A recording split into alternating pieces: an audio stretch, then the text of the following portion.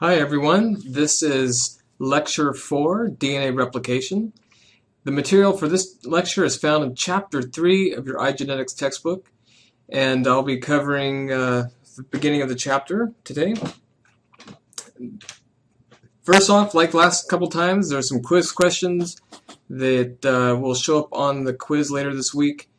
I'm not going to spend too much time on here, but we'll go over them again in class. The first question, though, is DNA replication is termed semi-conservative because... Second question, eukaryotic DNA replication differs from replication of DNA in E. coli in that DNA polymerase and final question, some mistakes made by DNA polymerase, and this one has multiple correct answers. Again, these questions serve to frame the lecture and are the major points that I'll be covering today. Alright, first off, DNA replication. This is a molecular step that happens during S phase of the cell cycle. S phase stands for DNA synthesis, S for synthesis. What happens is that one DNA molecule will replicate to become two DNA molecules. As we learned last time, one DNA molecule is a double helix, so one double helix becomes two. A eukaryotic chromosome is pictured on the right on this slide. What it would look like is one chromosome shown at the top. After replication of the DNA becomes two. We call these sister chromatids at that point. This is zoomed in at the level of a DNA double helix. The red strands are the original parent strands. The purple strands are the new strands being synthesized. As you can see, the original parent strands, the red ones, begin to separate. The hydrogen bonds break, and the single strands now serve as templates for the new DNA synthesis. This process is called semi-conservative because when the new double helices are made, one strand is the original and one strand is new. So each new double helix is half parent, half daughter. We call that semi-conservative. Semi in this case means half. This this picture down here on the bottom is an electron micrograph showing a DNA molecule caught in the act of replication, and that red arrow points to the point at which this is happening, and that is called the replication fork because it's a fork. It looks like a fork in the road. One question early on was, does DNA synthesis happen in one direction or two directions? What happens is that the the two strands will begin separating, the hydrogen bonds will break, and DNA replication proceeds in both directions. This was shown in the lab through a technique called pulse labeling. For a short period of time, bacteria were labeled with radioactive isotopes that were incorporated into DNA.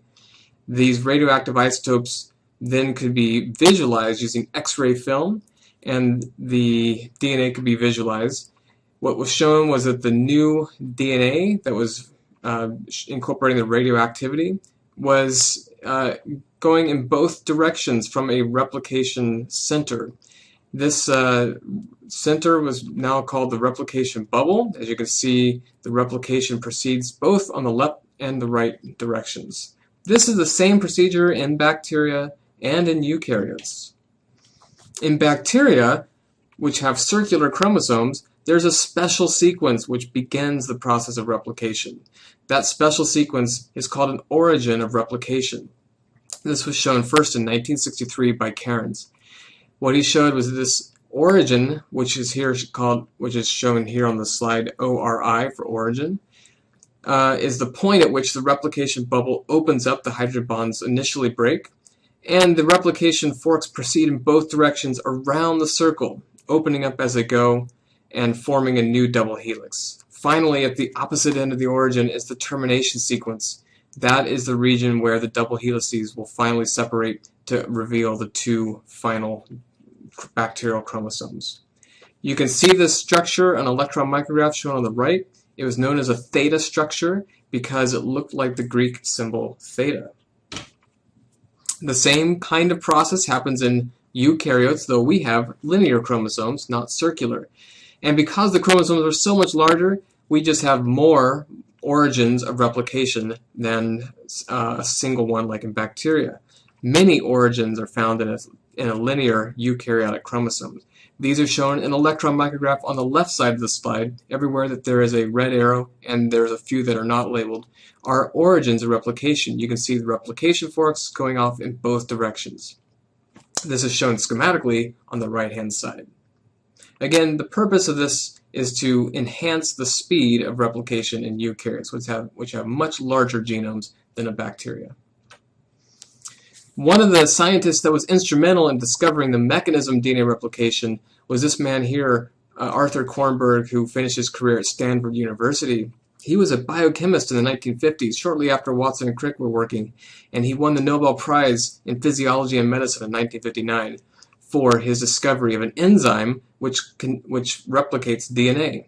This enzyme is known as DNA polymerase. It's an enzyme, so it has that suffix ase, A-S-E, and it makes polymers of DNA. This is a schematic of DNA polymerase shown here, and Arthur Kornberg identified this from E. coli bacteria using biochemical techniques. So let's see how this works. This is a slide from your chapter 3 in your textbook, and showing the chemical reaction that DNA polymerase catalyzes. It begins with a chain of growing DNA, which is shown on the left. You'll see that there are two base pairs of DNA shown, or two nucleotides of DNA shown, and the new nucleotide to be added is called a nucleoside triphosphate. It has 3 phosphate attached to the 5' carbon. That is a high energy bond, and what happens is the DNA polymerase will link that phosphate and the 5' carbon to the 3' hydroxyl of the previous nucleotide to extend the chain by 1.